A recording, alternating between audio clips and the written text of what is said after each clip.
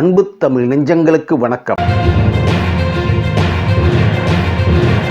ராஜாதி ராஜன் இந்த ராஜா இசைஞானி இளையராஜா லண்டனில் தனது முதல் சிம்பொனியை அரங்கேற்றம் செய்தார். அது அவரது நீண்ட நாள் கனவாக இருந்தது. மேற்கத்திய இசையுடன் நாட்டுப்புற இசை, கர்நாடக இசை, இந்துஸ்தானிய இசையை ஒருங்கிணைத்து 1986 மற்றும் 1988 ஆண்டுகளில் நீண்ட நேர இசை தொகுப்பை வெளியிட்டிருந்தார்.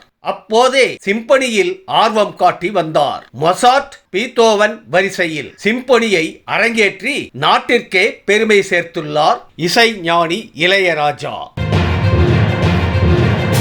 நடிகை திரிஷாவுக்கு அடித்த அதிர்ஷ்டம். நடிகை திரிஷாவுக்கு ஹீரோயின் வாய்ப்பு கிடைத்தது குறித்த சுவாரஸ்ய தகவலை நடிகர் ராதா ரவி வெளியிட்டுள்ளார். லேசா லேசா படத்தில் துணை நடிகைகளில் ஒருவராகத்தான் திரிஷா ஒப்பந்தமாகி இருந்தாராம். ஷூட்டிங்கின் போது மும்பையில் இருந்து வரவேண்டிய நடிகை தாமதமாக வந்ததால் அங்கிருந்த திரிஷாவை ஹீரோயினாக்க இயக்குனர் பிரியதர்ஷன் முடிவு செய்தாராம். இதுவே திரிஷாவுக்கு அடித்த அதிர்ஷ்டம் என்று கூறப்படுகிறது. தாயை பின்தொடரும் ஸ்ரீதேவியின் மகள்.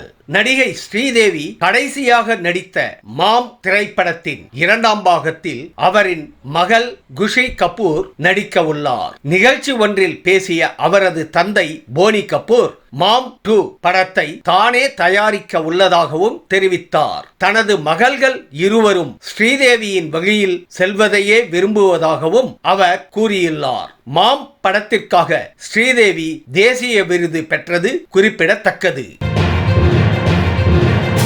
நடிகர் சிம்புவின் மெகா ப்ராஜெக்டை கைப்பற்றிய சிவகார்த்திகேயன் 2018 என்ற வெற்றி படத்தை கொடுத்த இயக்குனர் ஜூட் அந்தோனி அடுத்து சிம்புவுடன் இணைவதாக பேசப்பட்டது. ஆனால் வெளியான சிம்பு பட அறிவிப்புகளில் அந்த படம் இடம்பெறவில்லை.